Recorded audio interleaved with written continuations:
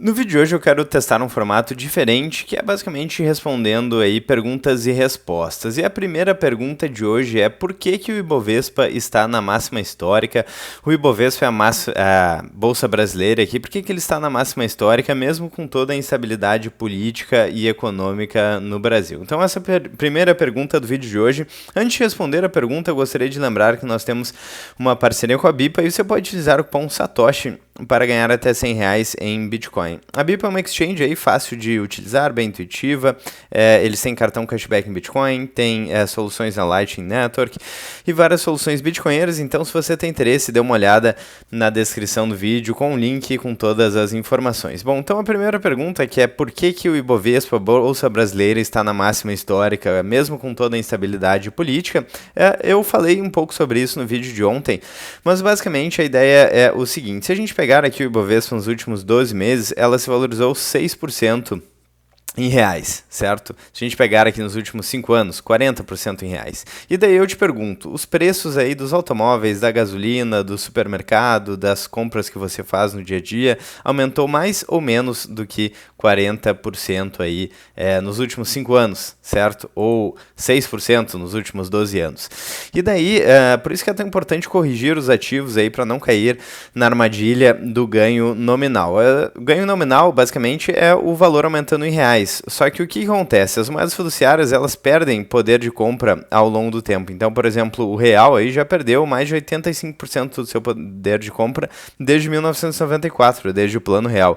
Então, é importante considerar isso aí quando você vai avaliar os seus ganhos. E se você avaliar, por exemplo, o Ibovespa, só que corrigido aí pelo dólar, então o índice Ibovespa corrigido pelo dólar, você vai ver que aí quem comprou em 2010 e segurou até hoje, ou seja, nos últimos 15 anos, basicamente o Bovespa se desvalorizou. Então, quem comprou em 2010 e segurou até hoje perdeu dinheiro, ou seja, na verdade esse ganho nominal é um ganho falso, porque o ganho real foi negativo, ou seja, mesmo que o seu valor aí tenha aumentado desde 2010, ali, vamos ver o Ibovespa aqui em reais, aqui ó. Desde 2006, então. Na época o Ibovespa estava em 37 mil pontos, agora está em 142 mil pontos. Mas o seu poder de compra aí, com essa valorização, reduziu, certo? Então é o que a gente pode ver aqui neste gráfico, simplesmente corrigido pelo dólar, você perdeu o poder de compra. Se você corrigir isso pela expansão da base monetária, a perda é ainda maior, então você perdeu ainda mais dinheiro. Por isso que é tão importante, pelo menos corrigir pelo dólar, mas preferencialmente corrigir pela base monetária. Quando a gente olha o Bitcoin, por exemplo, a gente vê que não tem esse problema, né? 24.000% de valorização em dólar, aí bateu certamente não só o dólar, obviamente, aqui, porque aqui a gente já está vendo o preço em dólar, mas também expansão da base monetária e por aí vai, né? Então cuidado, porque às vezes você pode achar, beleza, o Ibovespa está se valorizando, mas na verdade ele está apenas corrigindo pela inflação e ainda ficando atrás da inflação, a inflação real, que é a expansão da base monetária, então você está perdendo poder de compra ao longo do tempo. Pergunta número 2 aqui: se o Bitcoin é tão bom, por que ele é tão volátil? Então a volatilidade aí, ela é inerente a um ativo que saiu do zero e hoje em dia vale 110 milhões de dólares, né? Na verdade tem um pouco mais de 2 trilhões de market cap aí o Bitcoin. Então o Bitcoin está em 18º lugar aqui nos maiores ativos do mundo com mais de 2 trilhões de market cap. E é natural, qualquer ativo aí que sai do zero e chega a um valor grande de mercado, que ele se torne volátil. Mas é importante lembrar que volatilidade não necessariamente significa risco. Você pode ter, por exemplo, as moedas fiduciárias aqui, que não são tão voláteis, mas o risco de ter todo o seu dinheiro em moedas fiduciárias, principalmente em reais, aí, é muito grande, porque o real perde o poder de compra ao longo do tempo. A gente já teve várias moedas aqui no Brasil que colapsaram com hiperinflação. A gente já teve, inclusive, confisco da poupança e por aí vai. Então, embora, por exemplo, o real não seja tão volátil, é arriscado você ter o seu patrimônio em todo real, em todo o seu patrimônio em reais, porque o risco aí de perda de poder de compra é quase que certo. Então, não necessariamente volatilidade significa inflação, e o Bitcoin ele é volátil porque ele saiu do zero e chegou até o mais de 2 trilhões de market cap, certo? Então é inevitável um ativo se valorizar tanto sem volatilidade. Inclusive, a volatilidade muitas vezes ela representa a vida do ativo. Então, se o ativo está morto, não tem volatilidade, não tem ninguém comprando e vendendo. Mas se tem muita gente comprando e vendendo 24 horas por dia, 7 dias por semana, o Bitcoin é um ativo com muita liquidez e operado aí globalmente, é inevitável que ele tenha bastante volatilidade. E aqui também é importante lembrar que a volatilidade ela vem caindo conforme o Bitcoin vem ganhando valor de mercado, conforme o market cap do Bitcoin vai aumentando.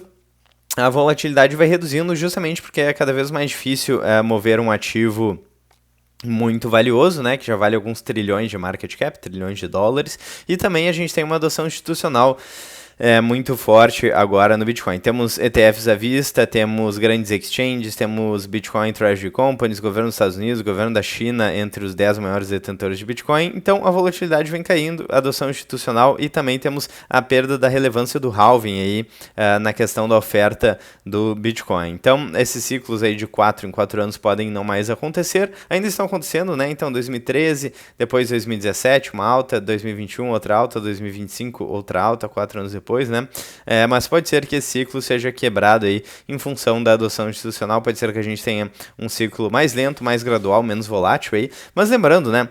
Se a gente tiver menos volatilidade, é menos potencial de ganho, porque justamente é na volatilidade aí que essa valorização brutal acontece. Depois que todo mundo já tiver comprado Bitcoin, o governo dos Estados Unidos já tiver adotado, o governo da China já tiver adotado, a MicroStrategy aí já tiver centenas de milhares de unidades, talvez mais de 1 milhão aí de unidades de Bitcoin, depois que, enfim, todos os países, ETFs, BlackRock e grandes empresas já tiverem adotado Bitcoin, você vai comprar o Bitcoin por um valor absurdamente caro, né? Você vai comprar pequenas frações de satoshi. Se você procura aí uma rentabilidade mais alta, é com a volatilidade que você vai conseguir. Lembrando que nada disso é uma dica de investimentos. Aqui é o disclaimer que a gente sempre faz no canal, aqui é importante frisar, não temos bola de cristal, não temos como prever o futuro, mas o fato é que todos os ativos que se valorizaram aí ao longo da história, e quando a gente pega os maiores ativos aqui, Apple, Google, Amazon, Microsoft, vamos ver se tem alguma outra empresa aqui, Nvidia, né, Tesla, enfim... Todas essas empresas aqui que estão no top 100 maiores empresas do mundo são empresas que, eventualmente, no período de alta valorização, foram ativos muito voláteis. Né? Então, é natural de um ativo que está se valorizando muito ser muito volátil. Mais uma pergunta aqui, terceira pergunta, então, como que você protege o seu patrimônio caso o Bitcoin corrija, como já aconteceu de novo, né, já aconteceu outras vezes aqui, corrigir 80%, então vamos ver aqui, por exemplo, de 2017, dezembro de 2017 a dezembro de 2018, caiu 82%. De novembro de 21 até dezembro de 22 caiu mais 70%. Então essas quedas, essas correções do Bitcoin, elas acontecem, tem a ver com o fator volatilidade que a gente acabou de comentar, né? E como se proteger disso? Bom, eu diria que é importante saber que a gente não consegue prever todas as variáveis, certo? Eventualmente a gente acredita, beleza, agora o Bitcoin chega a $1 milhão, vai subir, alta infinita, e ele pode corrigir.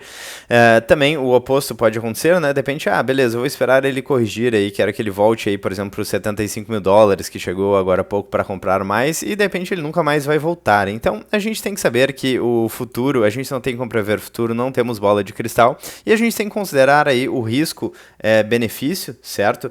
Então, por exemplo, particularmente, eu acredito que o Bitcoin tem um potencial muito grande de valorização, não à toa ele se valorizou mais de 24.000% em dólar aí nos últimos anos, então, e a perda aí, o potencial de perda, digamos que aconteça aí, eles descubram uma falha no ecossistema, sei lá, é difícil até pensar em um cenário onde o preço do Bitcoin poderia ir para zero, né? Mas digamos que isso acontecesse, então você teria o risco de perder todo o seu capital investido. Mas é um ativo aí que tem potencial de se multiplicar muitas vezes, então talvez a relação risco-retorno seja muito positiva, né? Pelo menos é o que eu enxergo, algumas pessoas enxergam isso, enfim, não estou aqui para dizer o que vocês devem pensar ou não, mas parece que o potencial de valorização comparado com o risco parece ser muito interessante, certo? Diferente de outros ativos que o potencial de valorização já é muito pequeno, né? Então aí essa relação risco-retorno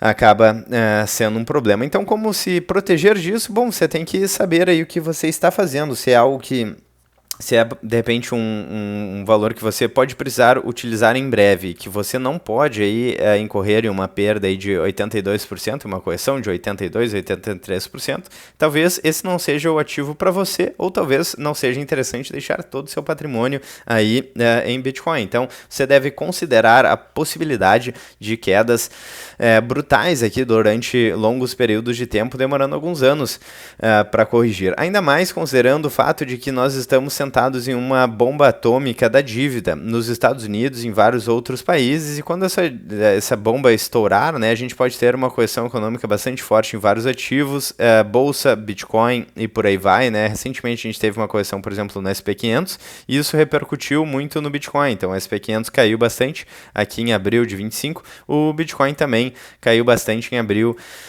de 25, chegando aí a 75 mil dólares, né? Então você tem que levar em consideração tudo isso. E por isso que eu digo, né, não é uma dica de investimentos, até porque eu não conheço a sua realidade, eu não conheço qual que é a sua situação, a sua propensão para risco, e ninguém tem bola de cristal, né? Então, se alguém diz que tem certeza o que vai acontecer, enfim, ninguém tem certeza aí do futuro, tudo pode acontecer, né? A questão toda, quando a gente fala de investimentos, é fazer uma carteira aí, considerando potencial de risco e retorno, né? E aqui nos vídeos eu tento ajudar a entender um pouco mais o cenário financeiro, o que está acontecendo. Eu falo aí sobre inflação, sobre o problema das moedas fiduciárias e por aí vai. Bom, eu vou ver se nós temos tempo aí para responder mais uma pergunta. Mas então, se você quer participar aí, se você gostou desse tipo de vídeo, deixa o like para eu saber se vale a pena fazer mais vídeos desse tipo, e já deixe perguntas, hein? Então deixe perguntas nos comentários. Eventualmente eu abro caixas de perguntas em outras redes sociais, Twitter, Instagram e por aí vai. Então tem várias perguntas e eu tento selecionar as que eu acho que podem abranger um número maior de pessoas em termos de dúvidas, né? Uma dúvida mais comum. Então deixe sua pergunta aí. Aqui no canal no YouTube, como eu estou começando ainda, eu costumo ler todos os comentários. Então você pode deixar o comentário que eu vou ler e eventualmente, mesmo que eu não responda diretamente a sua pergunta, pode dar algum insight para vídeos futuros, certo? E se você quer priorizar aí, né, a sua pergunta, você pode mandar um super thanks, alguma coisa assim, né? E você aproveita, ajuda o canal aí e aumenta a sua chance aí de ter a sua pergunta respondida em um vídeo futuro. Última pergunta, então, você realmente acredita que o preço do Bitcoin pode chegar a $1 milhão? E eu acho que sim, eu já gravei vídeos aqui falando sobre isso no canal. Por quê? Basicamente porque a gente tem de um lado da equação as moedas fiduciárias colapsando lentamente, perdendo poder de compra, e do outro lado da equação o Bitcoin, que é um ativo cada vez mais demandado, né? A BlackRock, que é uma das maiores gestoras de investimento do mundo, a gente já falou sobre isso em outros vídeos, fez um ETF recentemente Bitcoin e foi o mais rápido da história, acumular $70 bilhões, 5 vezes mais rápido que o antigo recorde. Então a adoção ela está crescendo aí para o Bitcoin. Do ponto de vista da demanda, a demanda está crescendo para o Bitcoin. Do ponto de vista da oferta, o Bitcoin é escasso e cada vez mais escasso, né? A inflação do Bitcoin é decrescente, muitas pessoas perderam chaves, perderam acesso às carteiras. Então é muito interessante essa relação de teoria dos jogos aí envolvendo o Bitcoin, e o preço do Bitcoin ele é cotado em dólar, é cotado em reais, né? Dependendo de, enfim, qualquer moeda que você está cotando o preço do Bitcoin, e as moedas fiduciárias vêm perdendo poder de compra ao longo do tempo. Então eu acho que é inevitável aí, ou digamos assim, né, como a gente acabou de falar que não temos como prever o futuro, eu acho que é muito provável que o Bitcoin passe de $1 milhão. É a minha percepção pessoal sobre o assunto. A questão talvez não seja nem tanto se, mas quando isso pode acontecer, que é o que eu tento projetar aí em alguns vídeos do canal. Bom, se vocês gostaram desse formato, tem um formato novo no canal, por favor, deixem um like para eu entender que ficou legal e que vocês querem mais vídeos nesse sentido. Eu vou ficando por aqui. Se inscrevam também no canal, deixem o like, cliquem no sininho. E se vocês querem ajudar ainda mais o canal, vocês podem deixar super thanks ou fazer parte aí da área de membros do canal, que eu pretendo produzir conteúdo exclusivo assim que a gente tiver uma quantidade maior de pessoas ali. Você aproveita para ajudar um pouco mais o canal também. Bom, eu vou ficando por aqui. Muito obrigado aí pela atenção de vocês. Se você assistiu até aqui, um grande abraço. Vejo vocês no próximo vídeo. Até mais.